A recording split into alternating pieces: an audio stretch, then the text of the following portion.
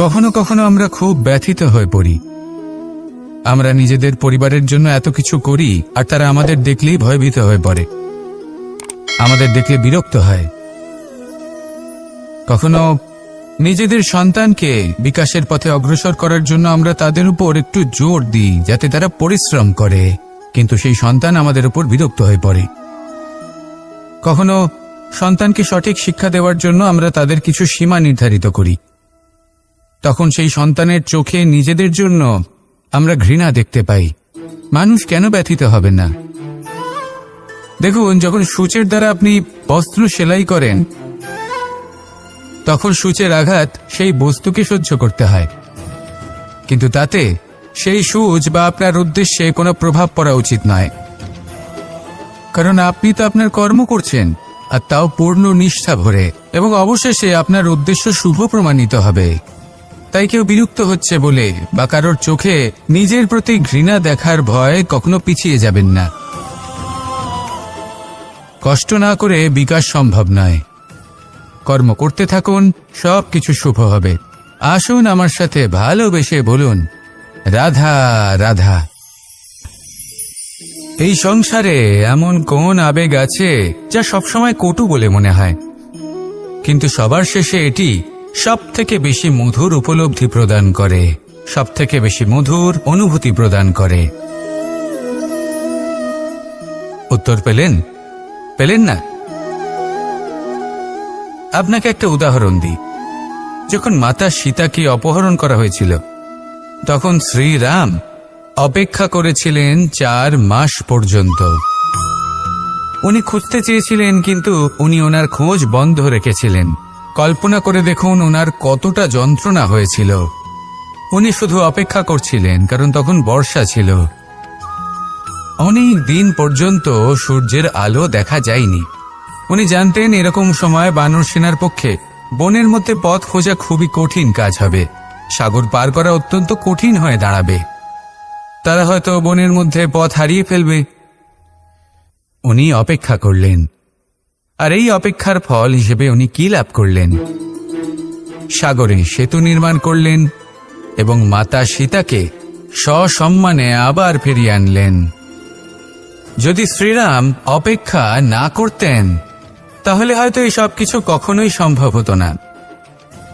এটাই হলো শক্তি ধৈর্যের। এটাই হলো আমাদের কাছে শিক্ষা। এই ধৈর্যই প্রত্যেকবার আমাদের অত্যন্ত কঠিন বলে মনে হয়। ধৈর্য ধরা অত্যন্ত কঠিন, কিন্তু অবশেষে এটাই সব থেকে শ্রেষ্ঠ ফল দান করে, সব থেকে মধুর উপলব্ধি, সব থেকে মধুর অনুভূতি প্রদান করে। তাই ধৈর্য ধরে থাকুন, সব কিছু শুভ হবে। আর তখন এই মন প্রফুল্ল হয়ে বলবে, রাধা রাধা। শব্দ আসলে কি? শুধুই কয়েকটি অক্ষরের সমষ্টি, নাকি আমাদের বাণী? এই শব্দ এমন এক শক্তি যা কাউকেই নিজের বশবর্তী করে ফেলতে পারে। শব্দ এমন এক অস্ত্র যা কাউকে ক্ষত বিক্ষত করে দিতে পারে। এই শব্দ হলো একটি নাদ স্বরূপ যা কোনো ঘুমন্ত ব্যক্তিকেও জাগিয়ে তুলতে পারে এবং নিজের লক্ষ্যের দিকে অগ্রসর করতে পারে। শব্দে এত শক্তি আছে যে কারোর মনে এতটা আঘাত দিতে পারে যে সে হয়তো জীবনে আর কখনো এগোতেই পারল না। তাহলে এই শব্দের প্রয়োগ খুব ভেবেচিন্তে করবেন। এবং এই শব্দের মতোই হলো নীরবতা। অনেক সময় এই নীরবতা আমাদের সহায়ক হয়ে ওঠে। অনেক সময় এটা আমাদের অনুশোচনাকে অনেক বেশি বাড়িয়ে তুলতে পারে। ভীষ্ম পিতামহ, অঙ্গরাজ কর্ণ, যখন দ্রৌপদীর বস্ত্রহরণ হচ্ছিল তখন এনারা নীরব ছিলেন। দুর্যোধনের বিরোধিতা করেননি, ওকে বাধা দেননি। আর তারপর কি হলো সেটা আপনারা সকলে জানেন। দেখতে গেলে নীরবতা চুপ করে থাকা, কিন্তু যদি কোনো দুষ্টের সামনে চুপ করে থাকেন, যদি তার বিরোধিতা না করতে পারেন, তাহলে এই নীরবতাই অনেক বড় পাপের আকার ধারণ করে। মনে রাখবেন আর আমার সাথে ভালোবেসে বলবেন, রাধা রাধা। জন্ম এবং মৃত্যু একটি হলো জীবনের সূত্রপাত, আরেকটি জীবনের সমাপ্তি। এটা হলো একটি চক্র, এবং প্রত্যেক চক্রের মতোই এটাও যেখান থেকে শুরু হয় সেখানে এসেই সমাপ্ত হয়। অর্থাৎ প্রত্যেক ব্যক্তি যারা জন্ম নিয়েছেন তার জন্মের সাথে এটা সুনিশ্চিত হয়ে যায় যে তার মৃত্যু হলো অবশ্যম্ভাবী। এই সংসারে এমন কিছুই নেই যা চিরকালের মতো থেকে যায়। এবার এটা আমরা সবাই জানি।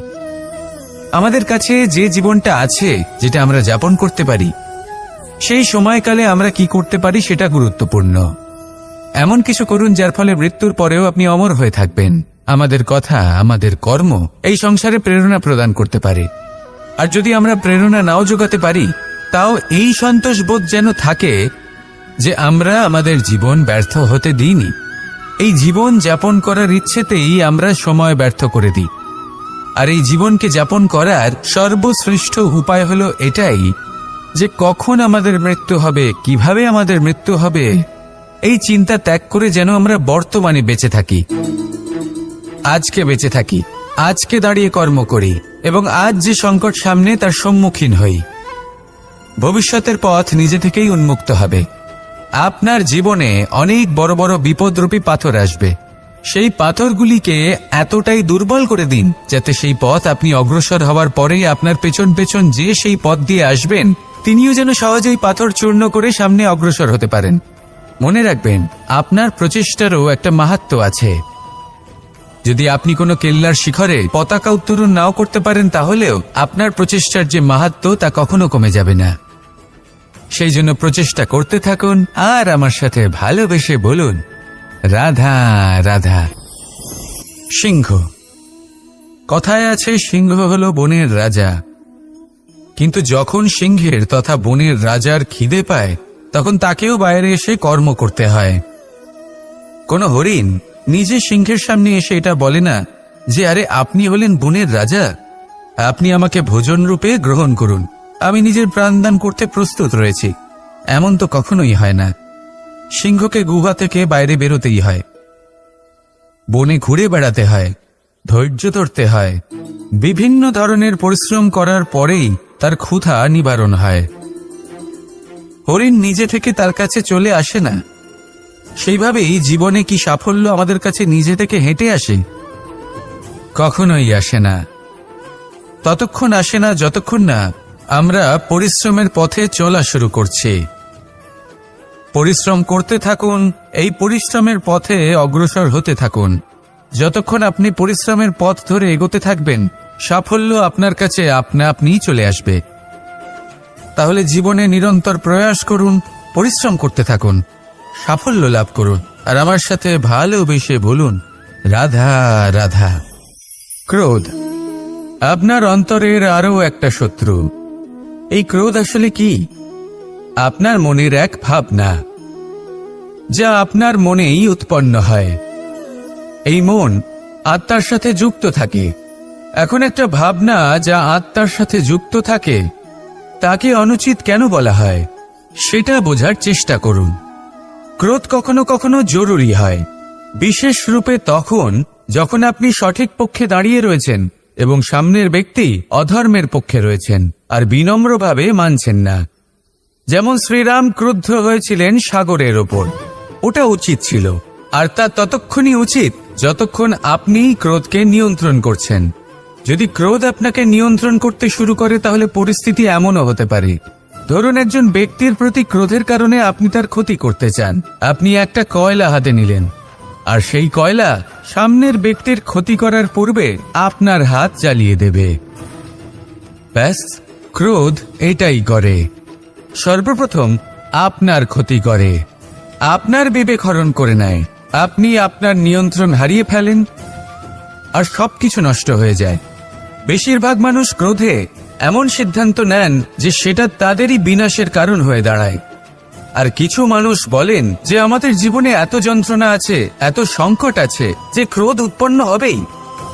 আর এরকম সময় এটাই উচিত হবে যে আপনি নিজেকে ক্রোধের থেকে দূরে রাখুন আর তারপর সমস্যার নিবারণ করুন। আর এই নিবারণই আপনার জীবনকে একটা শ্রেষ্ঠ স্তরে পৌঁছে দেবে। তাহলে ক্রোধ থেকে দূরে থাকুন, সুপ্রসন্ন থাকুন আর আমার সাথে ভালোবেসে বলুন, রাধা রাধা। বর্ষা। কখনো অনুভব করে দেখেছেন এই বর্ষা? আকাশ থেকে বর্ষার ফোঁটা ঝরে পড়ে, মিষ্টি ফোঁটা, শীতল ফোঁটা। মনকে পবিত্র করে তোলে, ধরিত্রীর তৃষ্ণা নিবারণ করে, আশপাশটা সবুজে ভরিয়ে তোলে। এবার এইরকম জল আমরা কুয়ো থেকেও পেতে পারি। যদি আমরা ভেবে দেখি যে বর্ষা এবং কুয়োর জলের মধ্যে পার্থক্য কি, তবে পার্থক্য আছে। পার্থক্য হলো ভাগ্য এবং কর্মের। বর্ষা হলো ভাগ্য। প্রকৃতির যখন ইচ্ছে হবে তখন বর্ষা হবে, কিন্তু কুয়ো আমরা এমনি এমনি পাই না। কর্ম এবং পরিশ্রমের দ্বারা একে প্রাপ্ত করতে হয়। এই ধরিত্রীকে খুঁড়তে হয়, অনেক ঘাম ছড়াতে হয়, তবেই আমরা একটা কুয়ো প্রাপ্ত করতে পারি। এবার এই বর্ষা, এটা সারা বছর হয় না, কিন্তু কুয়ো এটা বছরের পর বছর আমাদের তৃষ্ণা নিবারণ করে। এবার এর থেকে আমরা কি শিক্ষা লাভ করি? এটাই যে আপনি ভাগ্যের ওপর বিশ্বাস রাখুন, কিন্তু নিজের কর্মের ওপর আস্থা রাখুন। কারণ কর্ম এবং পরিশ্রম আপনাকে এই সংসারের যে কোনো শিখরে পৌঁছে দিতে পারে। তাহলে নিরন্তর প্রয়াস করুন, কর্ম করুন, আর আমার সাথে ভালোবেসে বলুন রাধা রাধা। এই সংসারে বড়ই বিচিত্র এক শব্দ আছে, মূল্য। এর প্রয়োগ আমরা জীবনেও করে থাকি, আবার ব্যবসাতেও করে থাকি। একজন উদ্যোগপতি সবসময় বলেন ব্যবসার মূল্য সবসময় উচ্চমান হওয়া উচিত, তাতে লাভ বেশি। অন্যদিকে আরেকজন ব্যক্তি যিনি পরোপকারী, যিনি ঈশ্বরের দর্শনের অভিলাষী, তিনি বলেন জীবনের মূল্য সবথেকে উচ্চমান হওয়া উচিত। অনেক সময় মানুষ কি করে থাকেন, ব্যবসার এই মূল্য তা উচ্চতার শিখরে পৌঁছানোর লোভে জীবনের মূল্য নামিয়ে ফেলেন। যেখানে এই সমগ্র সংসার প্রেমের দ্বারা চালিত হয়। প্রেমই হলো এই সংসারের আধার। এবার যদি আপনি প্রেম করতে শিখে যান, তাহলে ব্যবসাতে নিশ্চিত রূপে লাভের সাথে সাথে কীর্তি এবং যশ লাভও করতে পারবেন। তা আমি নিশ্চিত রূপে বলতে পারি, কারণ ব্যবসাতে ওঠা নামা এসব চলতেই থাকে। জীবনকে আপনি যদি একবার উচ্চতায় নিয়ে যেতে পারেন, তাহলে তা কখনোই নামবে না। আসুন আর আমার সাথে ভালোবেসে বলুন রাধা রাধা। আমাদের গৃহে অনেক কক্ষ রয়েছে, কিন্তু এমন কি আছে যে একটাই থাকে? আমাদের গৃহের দ্বার। এমন কেন হয়? অনেক দ্বার তো থাকতেই পারে। ভেবে দেখুন, একটা বিশাল ভবন রয়েছে, তার চতুর্দিকে অনেক দ্বার আছে। ভালোই হবে, যাতায়াত করতে সুবিধা হবে, কিন্তু এমন আমরা কেন করি না? এবার আপনি বলবেন যে এটার উত্তর তো সহজ। যতগুলো দ্বার থাকবে ততজন দ্বারপালও থাকবে। কে কখন কোথা থেকে আসবে, কোথায় চলে যাবে, সেদিকে খেয়াল থাকবে না। চুরির সম্ভাবনাও বেড়ে যাবে। যাক, এই বিষয়ে অন্তত আপনি বোঝেন। সেই জন্য আপনার গৃহে একটাই দ্বার রয়েছে। কিন্তু আপনার মনের বিষয় কি জানেন? আপনার মনেও কি কোনো দ্বার আছে? নেই। তার মানে যে কোনো ব্যক্তি যেখান থেকে খুশি আসতে পারে, আর আপনার মনে যা খুশি প্রবেশ করিয়ে চলে যেতে পারে। কোনো বাধার সম্মুখীন না হয়ে কোনো ব্যক্তি আপনার মনে যা কিছু প্রবেশ করিয়ে চলে যাবে, তা সে আমাদের পক্ষে শুভ হোক, অশুভ হোক, বা যতই ঘাতক হোক না কেন। সেই ভাবনা হতে পারে বাসনাময়, ক্রোধে পরিপূর্ণ, মতভেদে পরিপূর্ণ, বিদ্বেষ বা অহংকারে পরিপূর্ণ, বা কোনো ব্যর্থ ভাবনা হতে পারে। বিশ্বের যে কোনো ভাবনা মনে এসে বসবাস করতে পারে। এবার মনে যা ভাবনা থাকবে, মন সেটাই অনুভব করবে। নেতিবাচক ভাবনা যদি মনে ঘর করে, মন সুখ অনুভব কি করে করবে? সেই জন্য আবশ্যক হলো মনের মাঝে ইতিবাচক সত্তার দ্বার গড়ে তোলা। অর্থাৎ কোনো ভাবনা যদি আসে এবং ইতিবাচক হয়, তাহলে তাকে মনে প্রবেশ করতে দিন। যদি তা আপনাকে আর্থিক, সামাজিক, পারিবারিক, আধ্যাত্মিক লাভ দেয়, তাহলে তাকে প্রবেশ করতে দিন। যদি না দেয়, যদি তা নেতিবাচক ভাবনা হয়, তাকে দ্বার থেকেই আবার বেরিয়ে দিন। যত শুভ চিন্তায় থাকবে এই মন, ততই শুভ হবে আপনার জীবন। আর এই মন সুপ্রসন্ন হয়ে বলবে রাধা রাধা। এবার ধরুন আমাকে দ্বারকা থেকে হস্তিনাপুর যেতে হবে, আর পথে আমি প্রত্যেকটা এমন স্থানে দাঁড়াচ্ছি যেখানে আমার মন আপ্লুত করার মতো কোনো দৃশ্য দেখতে পাচ্ছি, বা কোনো ব্যক্তিকে দেখতে পাচ্ছি, বা কোনো প্রসঙ্গ দেখতে পাচ্ছি, বা কোনো নাটক দেখতে পাচ্ছি। তাহলে কি আমি কখনো হস্তিনাপুরে উচিত সময়ে পৌঁছতে পারবো? কখনোই নয়। মানুষকেও ঠিক এই কথাটাই মাথায় রাখতে হবে। মানুষ মনের মধ্যে একটা লক্ষ্য স্থির করেন, সেই পথে অগ্রসর হয়ে পড়েন। এবার সেই পথে এগোতে এগোতে অনেক মানুষজন, অনেক ঘটনা, অনেক সমস্যা চলে আসে, যার ফলে তার মন বিচলিত হয়ে পড়ে। যদি মন বিচলিত হয়ে যায় তাহলে লক্ষ্যের প্রতি কিভাবে একাগ্রচিত্ত হবেন? সেই জন্য অত্যন্ত আবশ্যক যে আপনি সময়ের সদ্ব্যবহার করুন সেই পথে চলার জন্য। সেই পথে সামনে এগোতে থাকুন, চোখ থাকবে শুধু লক্ষ্যের দিকে। যখনই আপনি বুঝবেন যে আপনি লক্ষ্যভ্রষ্ট হচ্ছেন, আবার সেই পথে নিজেকে টেনে আনুন। ঠিক এইভাবেই এগোতে থাকুন, সাফল্যের শিখরে গিয়ে পৌঁছন, আর সেখানে গিয়ে আনন্দের সাথে উচ্চ স্বরে বলুন, রাধা রাধা। কখনো কোনো নদীকে দেখেছেন? একই আকার, একই স্থান, শুধু প্রবাহিত হতে থাকে। এর মধ্যে কখনো কোনো অপদ্রব্য ফেলে দেখুন, দেখবেন সেটা বেশিক্ষণ সেখানে থাকে না। সেটা নদীর সাথে বইতে থাকে, আর বয়ে যেতে যেতে সাগরে সমাহিত হয়ে যায়, আর শেষ পর্যন্ত সাগর সেটাকে তটে ফেলে দেয়। কিছুটা এমন হওয়া উচিত আমাদের বিচারধারাও। এক স্থানে তা স্থগিত হওয়া উচিত নয়, এটা সবসময় প্রবাহমান হওয়া উচিত। তবেই আমাদের চেতনা, আমাদের মূল্যবোধ এবং আমাদের স্মৃতি, এই তিনটি শ্রেষ্ঠ থাকবে। আর এটাই হলো পুকুর এবং নদীর মধ্যে পার্থক্য। নদীতে জল সবসময় বয়ে চলে, সেই জন্য পবিত্র থাকে, শুদ্ধ থাকে এবং পরিষ্কার থাকে। আর সেখানে এই পুকুরের তলদেশে সব জমা হতে থাকে, আর সেই জন্য তা অপবিত্র হয়ে যায়। তাই সবসময় এই বিচারধারা প্রবাহমান রাখুন। যদি মনে কোনো ভাবনা চলে আসে, সেখানেই থেকে যায় এবং বিদ্যে থাকে, তাহলে তা বের করে দিন, তাকেও বয়ে যেতে দিন, এবং তার যা উত্তর হবে তা সময়ের সাথে আপনার সামনেই চলে আসবে। শুধুই নদীর মতো প্রবাহমান হন, আর আমার সাথে ভালোবেসে বলুন, রাধা রাধা। মানুষের মানসিকতা এমন হয় যে সে যতটা করে আশা করে যে তার থেকে অনেক বেশি তার বদলে সে পাবে। দেখুন, সবকিছুই আপনার ভাবনা চিন্তার উপর নির্ভর করছে। আপনি যদি ফলের বিষয়ে ভেবে কর্ম করতে থাকেন তাহলে সেটা অনুচিত। জীবনের আসল আনন্দ হলো নিজের কর্ম করতে থাকা, ফলের চিন্তা করা উচিত নয়। যদি আপনি এরকম ভাবেন যে আমি এতটা করছি, আমার এতটা পাওয়া উচিত, সেই ভাবনা অনুচিত। যদি আপনি সেবার মানসিকতা নিয়ে কর্ম করতে থাকেন, কর্মচক্রে প্রবাহিত হন, যদি আপনি এমন ভাবনা রাখেন যে আমি এতটা পাচ্ছি তাই এর থেকে অনেক বেশি আমি কর্ম করব, তাহলে নিশ্চিতরূপে আপনি যতটা করছেন তার থেকে অনেক বেশি আপনি পাবেন, আপনার আশার থেকে অনেক বেশি আপনি পাবেন। শুধু জীবনে অনেক বেশি কাজ করতে থাকুন, ফলের চিন্তা করবেন না। আর মনে রাখবেন, এই ভাবনাই সব থেকে বড় বীজ। কর্মের উপর বিশ্বাস রাখুন, জীবনে যা যা আপনি চান সবই সুখময় হবে। আসুন আর আমার সাথে ভালোবেসে বলুন, রাধা রাধা।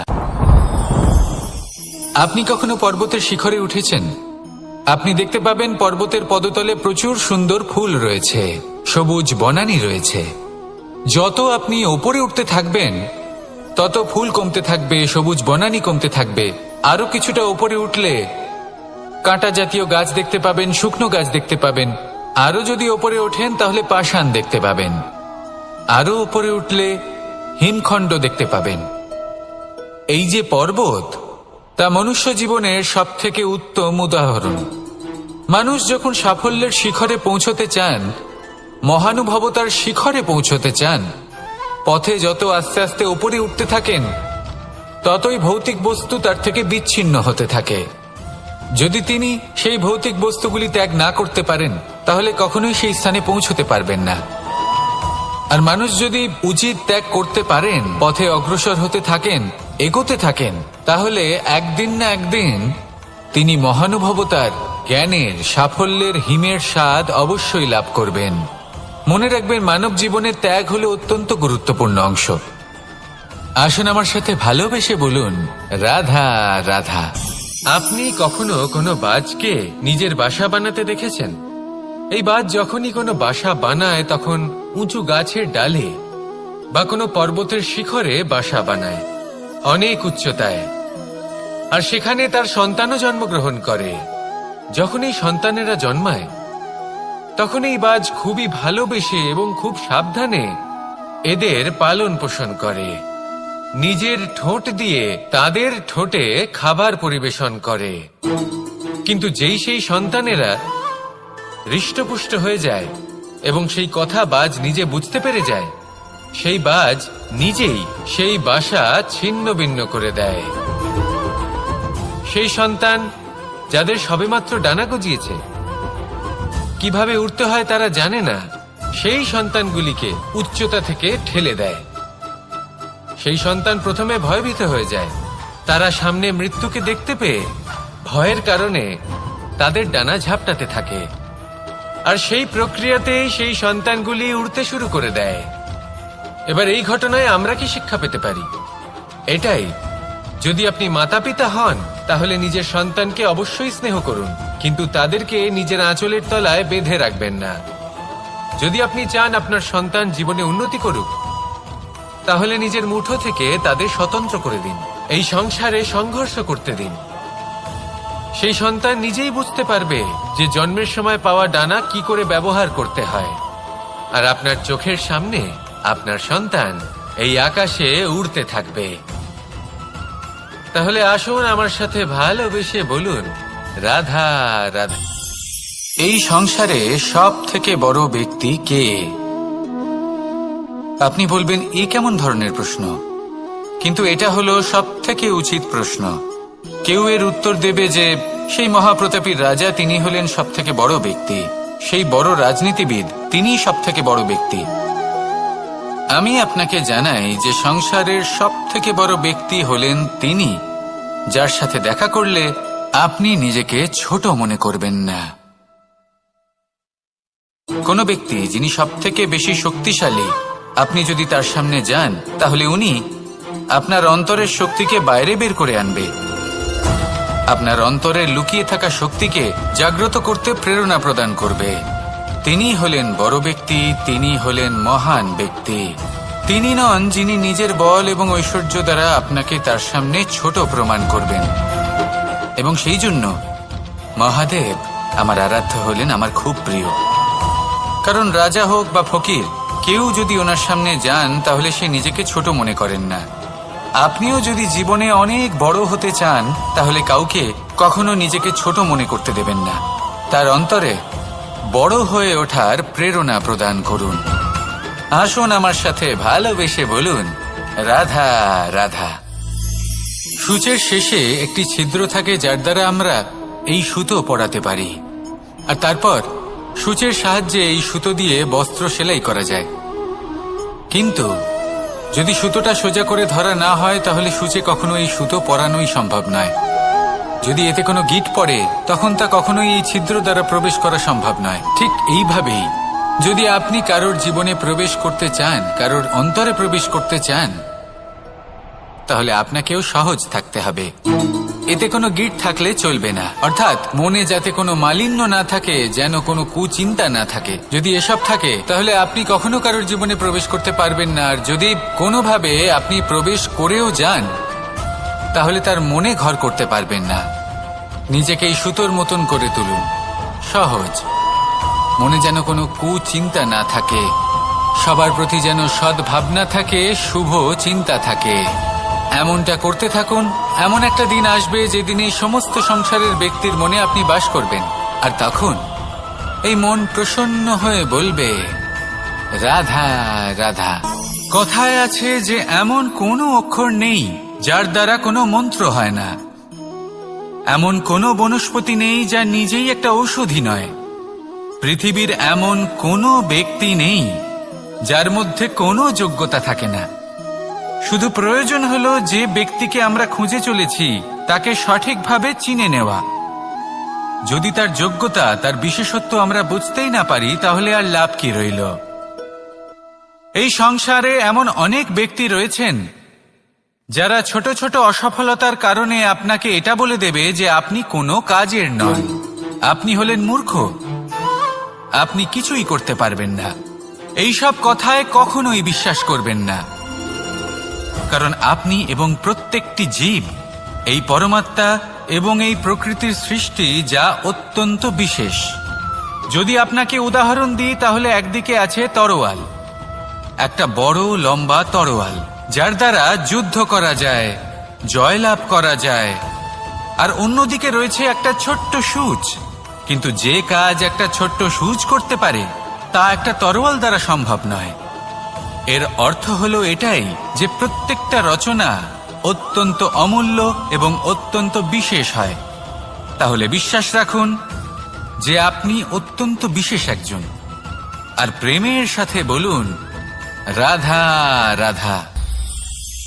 এটা হলো ধান গাছ, এর থেকে যে চাল উৎপন্ন হয় তা মানুষ গ্রহণ করেন। আর এটা কি? এ হলো জংলি ঘাস। একবার ভেবে দেখুন, যদি এই জংলি ঘাস ধান গাছের আশেপাশে থাকে তাহলে কি হবে? ধান উৎপন্ন হতে পারবে? তা উৎকৃষ্ট হতে পারবে? আমরা কি তা গ্রহণ করতে পারবো? কখনোই নয়। এই জংলি ঘাস ধানকে নষ্ট করে দেবে, কিন্তু নিজে জীবিত থাকবে। এটাই হলো আজকের শিক্ষা। এই সংসারে যদি আপনি নীতির পথে চলতে চান, উচিত কর্ম করতে চান, সংসারকে সেবা করতে চান, তাহলে জংলি ঘাসের মতো ব্যক্তিদের থেকে সবসময় দূরে থাকতে হবে। সেই ব্যক্তি যারা দুর্নীতি এবং মিথ্যা দ্বারা পরিপূর্ণ, যাদের ব্যবহার অশুভ, যাদের অনেক অশুভ গুণ রয়েছে, তারা সঠিক নয়। সেই সকল ব্যক্তি যাদের চরিত্র অত্যন্ত দুষ্ট হয়, তারা হয় শুভ চরিত্রের ব্যক্তিকে একদম নষ্ট করে দেয়, নয় নিজের মতো বানিয়ে তোলে। তাই যদি আপনি নীতির পথে চলতে চান, এই সংসারের জন্য শুভ কর্ম করতে চান, তাহলে সেই সঙ্গ লাভ করুন যে সঙ্গ জ্ঞানে পরিপূর্ণ, যাদের মধ্যে অনেক গুণ আছে, যাদের থেকে প্রতিদিন কিছু শিখতে পারবেন। এমন ব্যক্তির সাথে জীবন অতিবাহিত করুন, দুরাচারীদের থেকে দূরে থাকুন। তবেই এই মন প্রসন্ন হয়ে বলবে রাধা রাধা।